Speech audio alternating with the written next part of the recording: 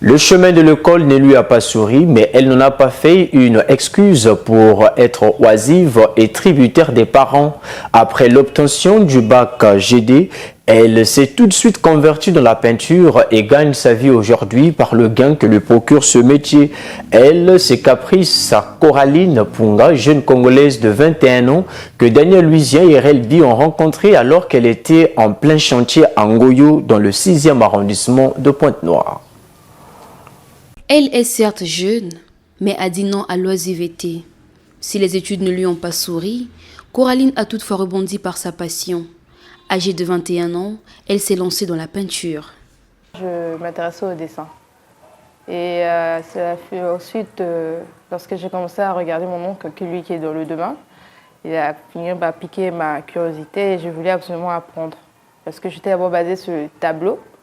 Et grâce à lui, avec la peinture en tant que bâtiment, ça me permet d'apprendre à mélanger les couleurs. Et ça m'a emmené carrément ici à faire ceci, quoi, peinture bâtiment autour. C'est une passion pour moi. Honnêtement, les couleurs et tout ça, pour moi, c'est un truc que j'ai toujours aimé. Dans le dessin et le fait d'apprendre là-dedans et me cultiver encore davantage, moi, ça me rend bien, quoi, dans ma peau, totalement. Donc, je me sens à l'aise avec ça. Je dirais que cela fait déjà 1 an. 1 an. Mais en n'étant pas seule, je dirais que ça fait déjà 3 ans. Coraline se lève tôt le matin pour se rendre aux différents endroits où elle a des chantiers. Elle est très confiante dans ses capacités à bien mener ses tâches sans avoir besoin d'une assistance constante, sauf si le besoin est vraiment nécessaire. Comme je ne marchais, si c'est des petits marchés, je fais ça forcément moi-même. Je n'ai pas besoin d'autres personnes. Et le temps avec moi-même, ça me prend des fois 1 semaine s'il n'y a pas trop à faire. Mais quand c'est un grand chantier, forcément, je demande à mon maître de venir m'aider et lui qui a une équipe. Et voilà, on se met dessus. À côté du métier de peintre, Coraline se voit encore élargir sa passion de la décoration artistique. Je me vois plus dans la décoration plus. Honnêtement, quand je vous ai dit le peinture bâtiment, c'est quelque chose qui m'intéresse sur les couleurs.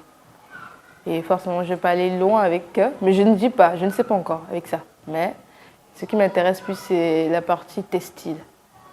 Décorer des vêtements, créer des marques. Et en fait, c'est ça qui m'intéresse vraiment. Et des tableaux artistiques. Vraiment, j'ai envie d'être là-dedans. Oui, ce métier assure son indépendance. Étant devenue elle-même un exemple, Coraline invite les jeunes à se former et à ne pas se limiter. Et ça me permet d'être indépendante, c'est tout ça. Ça me permet un peu de lâcher un peu papa et maman tranquille. Et oui, je dirais. Il y a assez des filles qui ne se donnent pas et qui ont peut-être peur ou ne savent pas. Je leur conseillerais de faire ce qu'ils ont appris d'abord. Ceux qui, par exemple, comme moi, qui ont un don et ne savent pas comment s'orienter ou comment, mais je leur dirais d'être curieuse d'abord et de foncer sur ce qu'ils se disent ne pas pouvoir faire, quoi.